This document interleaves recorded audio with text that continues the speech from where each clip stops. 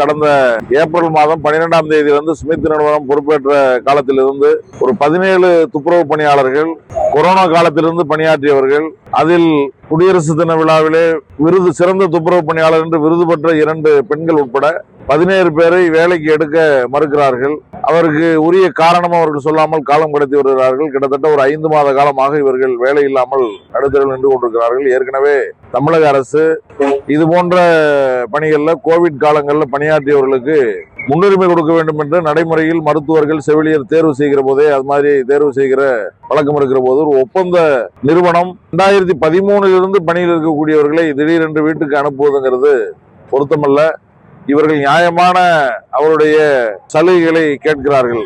தொழிலாளினா 8 மணி நேரம் வேலை, அவங்களுக்கு கை உறை கொடுக்கணும், அவங்களுக்கு பாதுகாப்பு உபகரணங்கள் கொடுக்கணும் என்ற கோரிக்கையை அவங்க வலியுறுத்துறதுனால இவங்கெல்லாம் கேள்வி கேட்கக்கூடியவர்களா இருக்காங்க. ஆகவே இவங்களை வேலைக்கு வச்சு கூடாது, இஎஸ்ஐ பிஎஃப் போன்ற அந்த பிடித்தங்கள் பண்ணி தொழிலாளிகளுக்கு முறையா சேர்க்கணும் அப்படின்னு கேட்கறதுனால இவர்கள் எல்லாம் கேள்வி கேட்கக்கூடியவர்களாக இருக்கிறா என்ற ஒரே காரணத்துக்காக அவங்களை வேலையை விட்டு நிறுத்தி இருக்கிறாங்க. ஆகவே 5 மாதமாக தொடர்ந்து தொழிலாளர் நலத்துறையின் ஆணையர் அலுவலகம் பேச்சுவார்த்தை நடத்தி வேலைக்கு எடுப்பதாக ஒப்புக்கொண்டும் அவர்கள் செய்யாமல் இருக்கிறார்கள். ஆகவேதான் நேற்றிலிருந்து தொடர் காத்திருப்பு போராட்டத்தை அமைதியான முறையில் நாங்கள் நடத்தி கொண்டிருக்கிறோம். எங்களுடைய நோக்கம் என்பது இந்த 17 தொழிலாளிகளுக்கும் வேலை கொடுக்க வேண்டும் என்பது.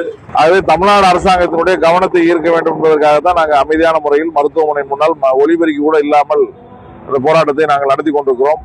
ஆகவே தமிழ்நாடு அரசு உடனடியாக தலையிட்டு இந்த 17 பேருக்கும் வேலை கொடுப்பதற்கான நடவடிக்கை எடுக்க வேண்டும்.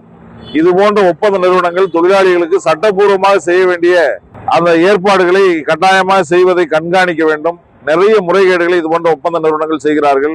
ஒரே பெயரை வைத்து 3 மருத்துவமனைகளிலே அட்டனன்ஸ் பதிவு பண்ணக்கூடிய நிலைமை எல்லாம் இருக்கிறது. ஆகவே இதையெல்லாம் ஆய்வு செய்வதற்கான ஏற்பாடு இருக்கணும்.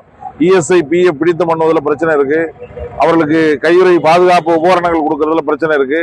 இதையெல்லாம் கூட அரசாங்கம் கவனத்தில் எடுத்துக்கொண்டு இந்த நிறுவனங்கள் எந்த நிறுவனம் முறைகேடு செய்தாலும் அந்த நிறுவனத்தின் மீது நடவடிக்கை எடுக்க வேண்டும். கோவிட் காலத்தில் பணியாற்றிய அந்த 17 தொழிலாளிகளுக்கும் உடனடியாக வேலை வழங்க வேண்டும்.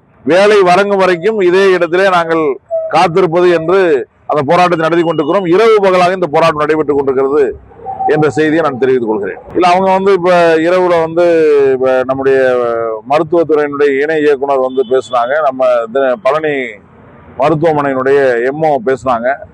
நாங்க எடுத்துக்கிறோம் சார், நாங்க சொல்லிடுறோம் சார் அப்படின்னு சொன்னாங்க. அது நாங்க எழுத்துப்பூர்வமாக எழுதி கொடுத்தது அமுலாக்கல. ஆகவே அந்த நிறுவனத்தினுடைய பிரதிநிதிகள் இல்லாம நீங்களா வாக்குறுதி கொடுப்பதுங்கிறது அது நடைமுறை சாத்தியம் இல்லை. ஆகவே அவங்க வந்த பிறகு பேசலாம். அவங்க அந்த உத்தரவாதம் கொடுக்கணும். உத்தரவாதம்னா நாள் கணக்கில் கொடுக்க கூடாது, உடனடியா வேலைக்கு வரணும், ஏத்துக்கிறோம் அப்படின்னு சொல்லணும். அவ்வளவு காலி இடங்கள் இருக்கு. இது ஒன்றும் நிரந்தர பணி கிடையாது. ஆனா இது நீண்ட காலமா பணியாற்றியவர்களை ஏன் விடுவிக்கிறீங்கிறதா கேள்வி நமக்கு முன்னால் இருக்கு. ஆகவே உடனடியாக இதை நிறைவேற்ற வேண்டும் என்றுதான் சொல்லியிருக்கோம்.